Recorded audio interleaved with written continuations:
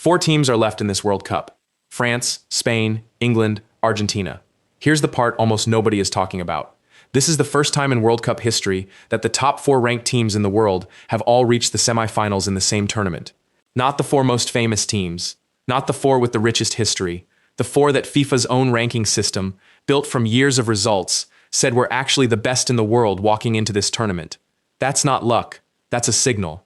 By the end of this video, you'll know exactly why France beats Spain, why England beats Argentina, and why the final on July 19th might end up being the most fitting final this tournament could possibly produce. Stick around, because the reasoning behind both picks is stranger than a simple coin flip. Every World Cup promises a little chaos. That's part of why people fall in love with this tournament. A small nation catches fire for 2 weeks and beats teams 3 times its size. A giant gets humiliated in a round they were supposed to walk through. It happened again this year. Almost. Morocco pushed deep into the knockout rounds before France finally shut the door on them in the quarterfinals. Norway, powered by Erling Haaland, went further in this tournament than they ever had in their history and still took England all the way to extra time before falling. Switzerland matched Argentina for long stretches, and for a stretch of extra time, Argentina were even playing against 10 men after a Switzerland player was sent off in a moment that sparked real debate. Belgium made Spain sweat for every minute of their quarterfinal before a late goal finally settled it. So the Giants were tested. Every single one of them. They just weren't beaten. And when you strip away the noise and the highlight reels, what's left standing is this. The 4 teams left in this tournament are the exact 4 teams that entered it ranked highest in the world. That almost never happens, and it's worth sitting with why. A World Cup draw isn't designed to protect the favorites. It's designed to be unpredictable, with weeks of football, extra time, penalty shootouts, and 100 small moments where a single bounce of the ball can end a superpowers tournament. Stats analysts tracking this tournament had already flagged France as the team most likely to reach the final, giving them roughly a 3 in 5 chance of getting there and better than a 1 in 3 chance of winning it outright, with Spain next in line and England and Argentina following behind. Numbers like that only mean something if the teams keep performing the way their history says they should. So far, all 4 have, which means the real question isn't simply who wins these 2 games. The real question is why the ranking held up when, almost every tournament before this one, it hasn't. And the answer to that turns out to be different for each semifinal. Before getting into either matchup, it helps to understand exactly what kind of pressure these 4 teams are under right now, because it's different from anything they faced earlier in the tournament. Up until this point, losing a single match could still leave a team alive, either through the group stage's forgiving math or through goal difference keeping a team's hopes on life support. That entire safety net disappeared the moment the knockout rounds began. From the round of 32 onward, every match has been what's often called sudden death. Lose once, for even a single 90-minute match, and the tournament is over, no matter how good you were the week before. If 2 teams are still level after 90 minutes, they play an additional 30 minutes called extra time, and if nobody's ahead after that, the match is decided by a penalty shootout. That single detail changes how teams actually play. Coaches stop optimizing for the prettiest football and start optimizing for survival, which is exactly why a team's depth, composure, and history in these exact moments start to matter more than raw attacking talent by itself. 4 matches into the knockout rounds, all 4 semifinalists have already proven they can survive that pressure at least once. Now they have to do it again, against the best possible opponent left standing. Start in Dallas, at AT&T Stadium, where France meets Spain on July 14th. France got here by beating Morocco 2-0, and the number that actually matters isn't the scoreline. It's how in control that win looked from start to finish. Kylian Mbappe has been the most consistently dangerous attacking player left in this tournament, capable of turning a single moment of possession into a goal against almost any opponent. But the reason France should be favored here isn't just one player. It's depth, and it's something France has that Spain simply doesn't have right now, which is recent experience of exactly this stage of a World Cup.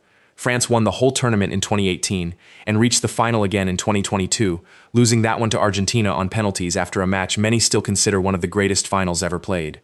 That means most of this current French squad has already stood on the biggest stage football offers, more than once, and knows what it costs to get there and what it takes to survive it. Spain hasn't reached a final since winning the tournament back in 2010, a gap of over a decade. Recent big match experience isn't everything in football, but in a sport this psychological, it's rarely nothing either. France still has players like Michael Olise and Ousmane Dembélé able to change a match from the substitutes bench, which sounds like a small advantage until you remember what round of the tournament this is.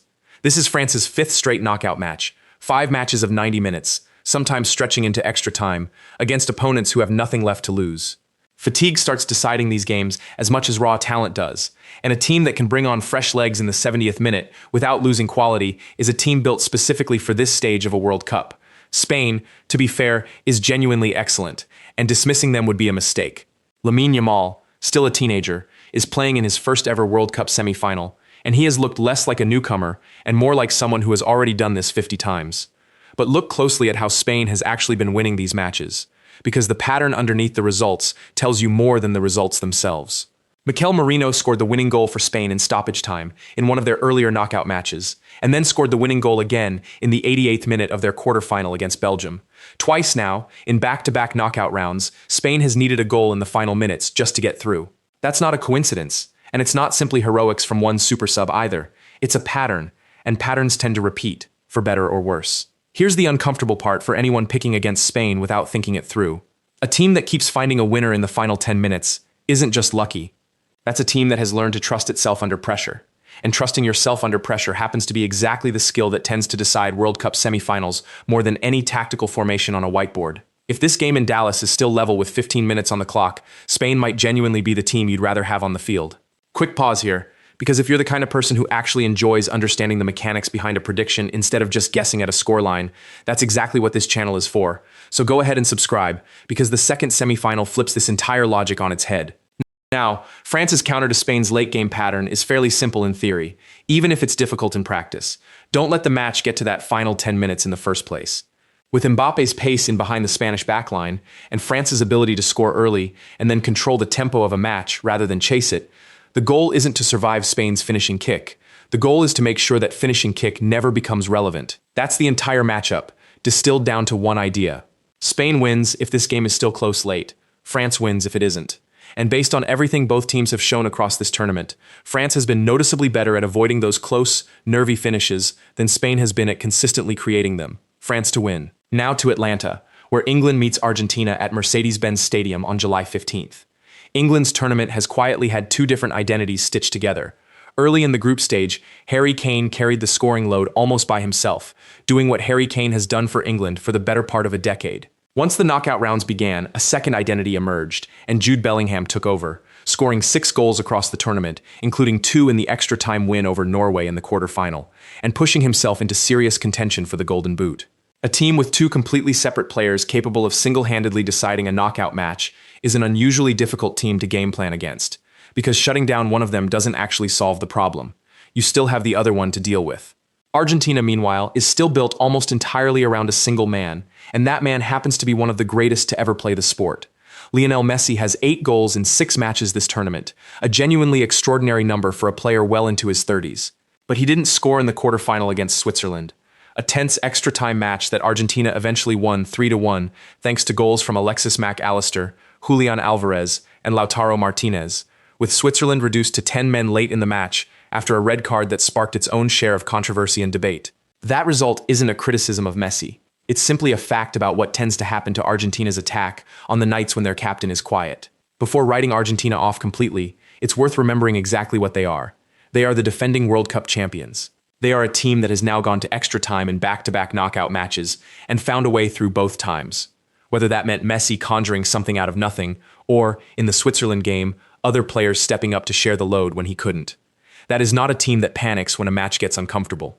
That's a team that has already won the single biggest prize the sport offers, and knows precisely what winning ugly looks and feels like from the inside.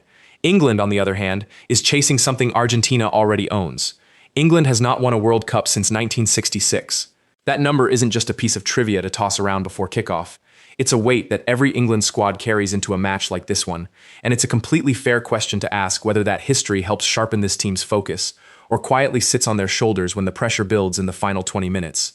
Still, this particular England team has shown something that a lot of previous England squads never managed to show at a World Cup. 2 separate knockout matches decided in extra time, and 2 different players stepping up to win each of them, rather than the same one player being asked to do it alone every single time. Bellingham's rise through the biggest moments of this tournament, paired with Kane's continued threat inside the penalty area, gives England more than one route to break Argentina down, and more than one way to punish a mistake. There's also the matter of what Argentina is actually chasing here. Win this tournament, and Argentina becomes back-to-back champions, a feat that hasn't been common in the modern era of the sport, and one that would cement this generation, and Messi specifically, alongside the very best teams the World Cup has ever seen. That kind of history creates its own pressure, separate from anything England is dealing with. The pressure not just of winning, but of defending something already won. Betting against a team that's built around a single genius, who has already gone quiet once in these knockouts, in favor of a team with two separate scoring threats currently playing the best football of their careers, favors England. England to win. If both of these predictions hold up, the final on July 19th at MetLife Stadium in New Jersey is France against England. Neither finalist would have had to face the defending world champion to get there. Neither finalist would have had to face the team that most recently won it all back in 2010. Instead, you'd get a final between the tournament's most complete, deepest squad and a team that solved its own one-man dependency problem right on schedule by discovering a second and third genuine scoring threat at exactly the moment it needed them most. That is not a boring final on paper. That's arguably the cleanest test this era of football has to offer. Depth and pace against balance and resolve, decided on the sport's biggest stage. And that test only exists in the first place because, for once, this bracket didn't produce chaos. It produced clarity, which might be the rarer and stranger outcome of the two. You came into this video wanting a simple pick for two football matches. What you're actually leaving with is something a little bigger than that. You now understand why this exact Final Four assembling itself is historically rare, and how that rarity is the real engine behind both predictions, rather than a coin flip or a gut feeling dressed up as analysis. The most interesting idea buried in all of this is a simple one. Spain and Argentina didn't lose their tournaments in these semifinals.